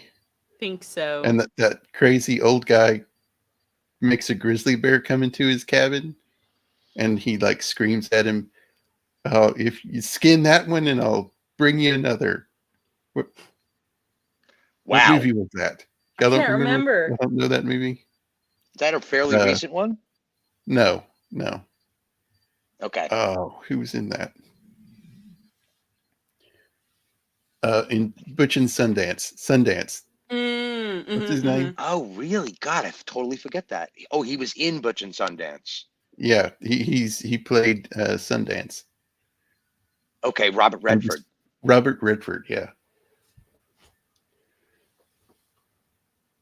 Oh, there's a better There's picture a of him. better picture. There we go. And it's funny. That lady. I've watched Gunsmoke, and he has this really, really thick accent, but he's a really good singer, Mm-hmm. and he sounds nothing like he portrays. That's He's probably actually how he got this. the music. Into this. The music at the beginning of this, he was in that group, Sons of the Pioneers, and he was a really good singer. Good music too. And we got a Melvin, double asked confirmation. Jeremiah Johnson. Yes, that's it. Yeah, Jeremiah Johnson was a crazy man. Crazy. With the crazy ass. Thanks, Dead Punk. Yeah, we got some good chat. We got some good chatter in the chat. Very happy about you boys. Thank you. Keep it up. Yeah. Look at all. Tons of information. Goodness. Yeah, thank you guys. All right, who's next? Yeah, who is the female that gets saved? Because like I said, I'm not really familiar with this one. Natalie Wood. Is it Natalie Wood? Yeah. Wow. I think so. That woman, she was all over the place. I really seriously wonder, like in an alternate reality, she didn't fall off the boat. What would she be doing nowadays? Mm-hmm. Yeah. She'd be a grand old gal at this point. Yeah. Give me a second. I'll bring her I up. wonder if Yeah. Christopher Walken would be as famous if she didn't die also. There's another Yeah. question. That was Does, that's a crazy story. Yeah, tell me about it. Like, what was going on? Who was sleeping with who? Was anybody sleeping with anybody? Was she really drunk? Good grief. Whole Yeah. thing's a mess. And And it kind of reminds me of the Ted Kennedy oh Chappaquiddick yeah. Yep, thing. exactly. Yeah, that whole story is crazy, crazy town too. Yeah. Yeah. Just like, yeah, it's so obvious that this is New not what it segment, appears Crazy to Talk. be. Crazy talk. Yeah. That's Crazy Town. That's another Yeah, crazy. another story straight out of Crazy Town. Yeah. Yeah, Yeah, the extended version includes CIA agents, so it's like, uh-oh. Wow. All right, I got her. yeah, Up. yeah. There's a guy plays Lieutenant Greenhill, is actually played by John Wayne's son Mm. In this film? in this film. Yeah, Patrick Wayne. Ooh, I think we need to bring up a picture of that and see what the next generation looks like. Yeah. Patrick Wayne. Let me look.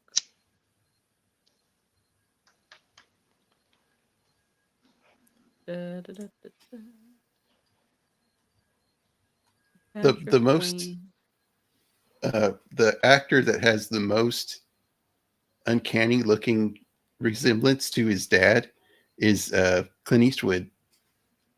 Clint Eastwood's son.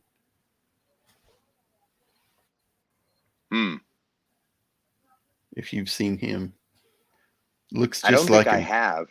Does he really? Good Yeah. for him. You remember a film called The River Runs Through It? Yes. Yeah. Like it's pretty much. I think it's technically the first appearance of Brad Pitt in a feature film.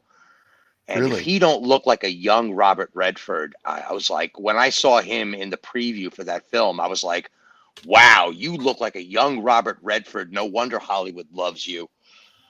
This is Patrick Wayne. Oh, he may have taken on some of his mother's traits. I don't see much Johnny in there, Yeah. but I could see it kind of in the Smile a little cheek. bit. Yeah, the smile. He's got similar eyes. Yeah, see if you can find a picture of him in this from the searchers. I can't. Like when I looked, like let me see if I Really? can go back. No, it's not gonna let me. The stupid thing. Why? This website's so stupid. Okay, Yeah. so Patrick Wayne, Lieutenant Greenhill, nothing. Good grief. That's IMDb. crazy. Do better, IMDb. Yeah, right. You know, Do you're better, gonna cross-reference. Wait, that's isn't IMDb owned by Amazon? Yes, it is. Yes, it is. They know it. Well, I'm talking to you, IMDb. You know what you did. Because, like, yeah, like it's that scene where the boy almost stabs the Reverend Captain. Like, you know, like Yeah, right. Watch that knife. Watch that knife, son. And then at the end, yeah, the end is great with that. So that was his son. Yeah, it's crazy that they don't have a picture of him. In character. Yeah. Well, let me see if I can find that clip, because there's a clip. Oh, yeah, he might appear in that somewhere. Yeah. But I recognize the title of this film. I mean, this is one of the classic Westerns of Hollywood. Yeah. The Searchers. And you said the director was John Ford, yeah. Yeah, the famous John Ford, who basically Hollywood West was his baby, kind of. Yeah. That's certainly the way the press said it. And all his movies were grand like this one. I think this one is the most known of his films. Yeah. Yeah, well, it's a trifecta, right? You've got John Wayne and John Ford and you know, the Wild Wild West, and that's it. Those are your three. That's your big trifecta right there. You know, nailed into legend. The only one that wasn't good was John Wayne as, what was it? I can't remember. Genghis Khan, I think. Oh, good grief. Yeah. Yes. Desperately trying to step out of his own self for a few seconds there. Yeah. That one didn't work. Yeah, America was not very tolerant of those things back in the day. They probably saw it. That would be interesting to see what the press looks like. That would certainly be an interesting thing to pull some takes off of. Read some press on how the fandom to John Wayne was just like, nope, we ain't having it. Sorry, John. We don't want you to play a Chinese leader, you know. All right, Sorry. I found it. Yeah. I found that. It was in the trailer. Oh, okay. Yeah, I'll see if I can get that. Let's see. There if I he can- is. I first holler, you better read my mind, because I don't aim to raise no two hollers on any subject at hand. Yes, sir. Boy, watch that knife. Nice. Yep, that's him. Yep. Boy, watch that knife. The scene that he's in with John Wayne says, "Turn around, son," and he turns around. He says, "Yeah, that's a Yankee cavalryman," because Yankees always ran away. Oh. Wow. But then he says, Yep. "Just funnin', son." That was his actual son. Yeah. That must have been a hard one. Got it. It almost rings a little bit of Will Smith and his son, doesn't it? A little bit. Yeah. I think he died. John Wayne's son died young. Did he? Yeah. I don't think he didn't do much. Let's see. I'll put him up and read about him a little bit. Yeah, I think I've got his IMDb already pulled up. So let me. Okay. Wow, that's something. Yeah. It's always tragic to hear that kind of stuff. I'm sure Mhm. it was family or politically or socially. It was just who knows what the circumstances were. I'm sure it wasn't pretty. Mm-hmm. Yeah. He went. Because Do you see where he or no? Maybe I was wrong. I'm seeing a birth date, but I'm not seeing a death date. He's still alive. is he really? Oh, could he have went down sworn- I tragedy could have sworn road for that. no reason. Maybe it was one of his other sons. I don't know. Oh, that could be. Yeah, he's 83 right now. Yeah. Oh, Patrick That's Wayne was That's Sinbad. good. I didn't realize that. That's yeah, that's pretty yeah. cool. Yeah, he was in Yeah. Charlie's Angels, Murder She Wrote, Policewoman. Like he's been in for quite a him. bit. Good for him then. See if you pull up a picture of him now. He looks even more like John Wayne. Oh wow, that's crazy. Yeah, because he was probably 19 or 20. Yeah, looks like a kid there. Mm-hmm. A strapping kid, but nonetheless. Scrappy Oh, he was young boy. also Pat Garrett in Young Guns. Really? Chat is killing it. Thank you, chat. This is a good one from. This is still an earlier one, but this one I can definitely see the resemblance between he and his dad. Oh yeah, there's the Wayne. There's the Wayne right there. Mm-hmm. He Yeah. finally mastered the eyebrows. Yeah. Yep. Yeah, he was in another movie I've seen with John Wayne. Big Jake, I think. I think so. That sounds right. Oh, he's Yeah. such a handsome lad. Look He at that is. pretty face. This is him now. He's still a handsome lad. Look at him. Yep. Let's see. Oh, yeah. Nope. He aged well, didn't he? Yeah. Yeah. Looks like he kept himself in shape. Didn't go off the wagon. Mm-hmm. Yeah, 70s Melvin and says 80s were. Melvin says John Wayne's pre-World War II movies were pretty awful. They're meh. This is him Well, as Sinbad though. They're pretty awful, but it's mainly the filming back then wasn't as great in the 30s, and it's going from it's closer to the silent films than so it's their acting is a little weird. Mm-hmm. Yeah, well, there was different techniques it's stage too. What it is stage acting. Yeah. Mm-hmm. So and Sinbad, I grew up with all of those old Sinbad movies, so I probably know John Wayne. I know Patrick Wayne more than I know John at really? that point. Mm-hmm. I grew up on those. That was real sword and sorcery because they were like giant monsters and all kinds of stop motion special effects and skeletons and sorcerers, and God, those were so much fun to watch as a little kid. This was all before Star Wars was even a thing. Yeah. Mm-hmm. All that kind of Jason and the Argonauts. Cool.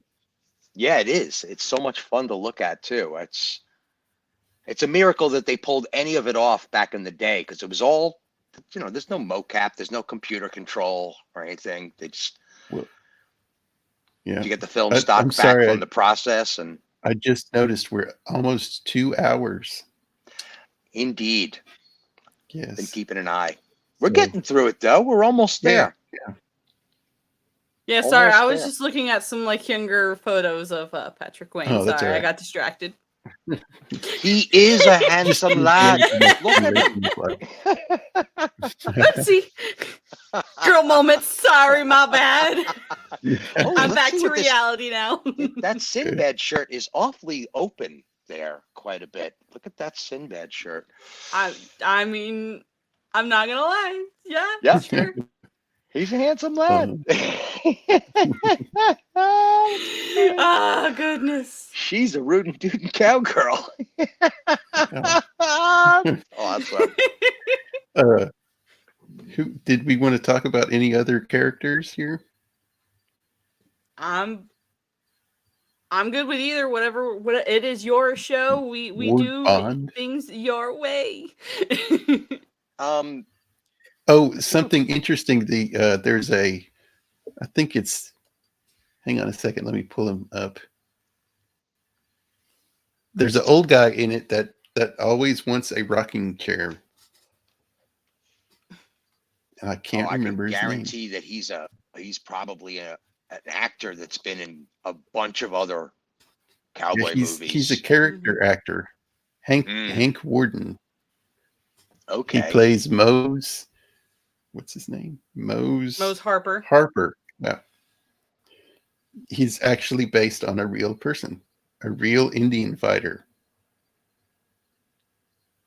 I got the image for you. Him in a rocking chair. Woohoo! Yeah, there you go. He's based on a real character who always talked about getting a rocking chair. Finally finding his old man's country, I guess. Yeah. And he has a top hat now. Yep. Let's see if I can find another one. This is another one. Yeah, I was trying to explain to a woman who was told me about these recurring dreams she had, and it always had an Indian in it with a top hat. And she's like, they can't be. Indians didn't wear top hats. And I'm like, oh, but they did. They did. Yeah. There are actually historic pictures of them wearing a top hat. Yeah, they bought the hat or took the hat because they thought it was a magical item that made you, a gentleman of some sort. Like that's how you westernized, was wearing a top hat. And actually, in this movie, there's a guy that weds an Indian woman to a guy because he got a hat. He traded her for a hat. Wow. Yep. Yes. That did happen. Good trade. Good trade. But we want to bring back the Native American culture where women could be just sold for a hat. I don't know about you. I'm okay with how things are right now. But yeah, me too. Me too. I don't want to be sold away for a hat. Well, No. you know, if you look at prices of hats back then, it was almost like giving you a car. So I don't know. It's just, I don't know. It's a tough call. Yeah, I Tough don't know. call. I mean, this hat that I'm wearing was like $200. I would hope that I was worth more than $200. Just I saying. guess but that blonde in the other flick, I don't know. My She might have daughter been. or a top hat? She might have been worth like a few nickels. I'm sorry. I'll trade you that half bottle of whiskey. That's sold. Oh, Sold. The man winneth. Go. Take her away. She ain't worth nothing. Ugh. Now I could drink to the memory of her. Have fun, boys. Woo! If they bring her back, Yep. we want a refund. Sorry, no refunds. Drink the bottle. oh Sorry. no. That's terrible. Speaking of bottles, Yeah, look at that. You can tell that face. This is some nasty alcohol. What is this? But he drinks it anyway. Yeah. It's all they had back then. Mm-hmm. Yeah, I mean, look at just these like- faces on these guys. There's just so much character in their faces. Yeah. You know, this is not the cast of some fireman show on, you know, the WB or something. These are like real people. This is not Galadriel Amazon with no with no expression on your face. Yep. Going to hold it back. I'm reining it in. We're roping it in. You know, we shouldn't call her Galadriel. We should call her Galadriel Amazon. Yeah. The Amazonian Amazon Galadriel warrior, Galadriel. with Look her at this six-handed set. Yeah, sword. There's a scene too where John Wayne takes the glass of alcohol and dumps it into a fire, and the fire just blows up in flame. He's like, "Oh, that's nice." Oh my Yeah. God. That's Yeah, I wonder how 120 many times proof there. Mercedes-Benz needed to see that before he goes, combustion engine. Combustion engine. Yeah, I think we could do this. Yeah, Man. alcohol, the original gasoline. I mean, The it is scene technically that comes up ethanol. after this one, they go and meet. They meet with Scar. Mm-hmm. That I love that scene in the tent, in the teepee, where it's like he calls one of his wives to come show him their scalps he's collected, and it's the missing girl. Yup. And they're He's just now like, older, and it's the chief's wife now. they're just like, Yeah. what? Huh? Who you? You be her? No. Yes. What? No. Yeah. What? Like that. You can just get that whole like internal dialogue of, that's her? No. Yes. What? Yeah, man, that would be a very difficult situation right then. Yeah. It's interesting how you could almost say the character in Dances with Wolves is an homage to the same character. That, you know, captured woman becomes a part of the tribe. Yeah. And survives long enough to be found again. Mm-hmm. Yeah. Because that's the thing, like, yeah, you could have been taken as a wife of the chief or a wife of, you know, maybe one of the chieftains in the tribe, but there were also much worse fates than that. Yeah. There's a true story of a woman that was taken as a captive young, and she actually grew up and went on raids with the Braves. Mm-hmm. Really? Yeah. Yeah, talk about some strong Stockholm syndrome. That happened a lot. Like, yeah. If they got them young enough and they indoctrinated them into their ways, like Actually, in my area, that actually happened in the area I live in. Like people I want to like I live not far romanticize- from a river pass called Apache Pass, and it was where the Apaches crossed the river. Mm-hmm. Like it just people have this romantic idea of different cultures and different civilizations because they like, Yes, white person bad, white culture bad, blah blah blah. It's like what is it? The noble savage. Yeah. That's like that it's not a thing, yo. Like it's Well, not. it is a thing, but we have to in a forget certain also manner of speaking. It is.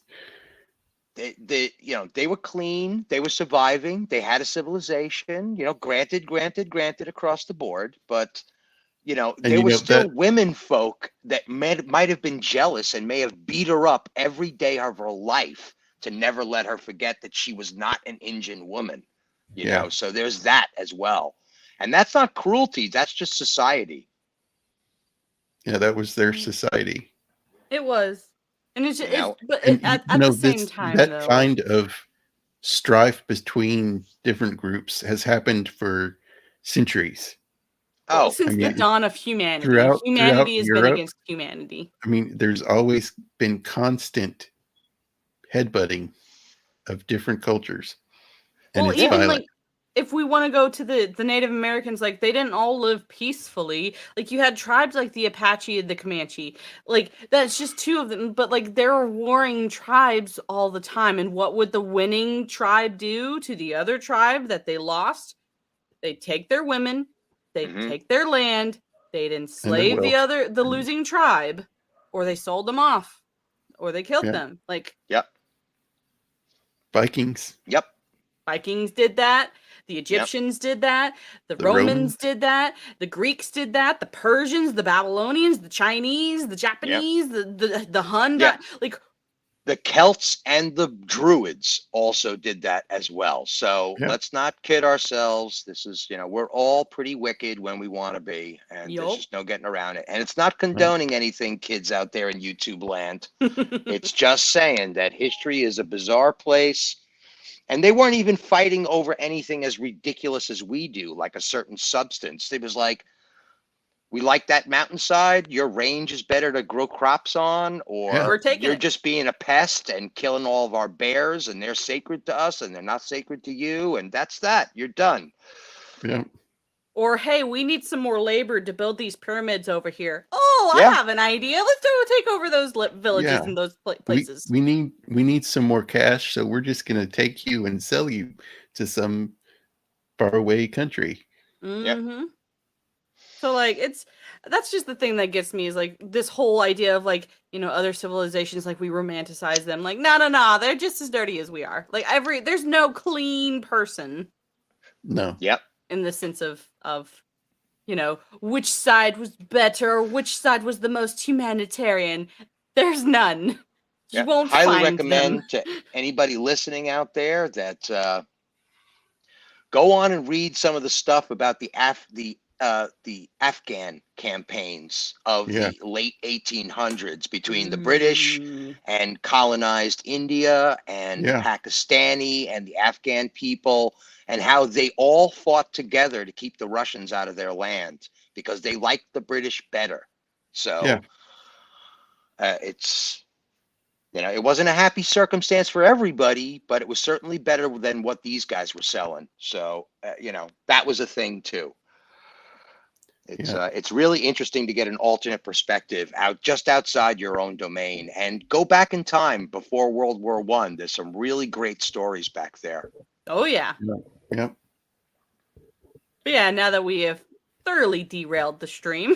Well, I think we and if I was monetized, I would be demonetized now. maybe not. Maybe. I mean, we're saying historical facts and we're not using derogatory terms. Yeah, but that may not be somebody else's truth. That's true. Yeah, that's true too. The trolls be trolling. Yeah. They see me trolling. They hate it. Well, why don't we start winding down now? We've gone for 2 hours. That's pretty good. Yeah. Cheers, Mr. Jacob Ironside. This was a solid show. We did it. You. I'm glad y'all could come on. Indeed. This was fun. Well, Steven, do you have anything you want to shout out or? I've got Roman of the Empire and John the Blue Collared Guy. We do a show every Monday and Thursday around 5 p.m. Pacific time. John does music on Monday with Mixtape Mondays, and Thursday we usually do a pop culture kind of thing where we talk about a specific movie set or a certain item of pop culture and just, kind of kick it around the backyard and expose what we're looking at and how we feel about it and such. And tomorrow I'm over at PJ Maybe's, who is a Scottish gentleman living in the good old land of Scotland. And we do a show called Let's Talk Geeky. And it's noon Pacific, 8 p.m. UK, GMT. It's a great show.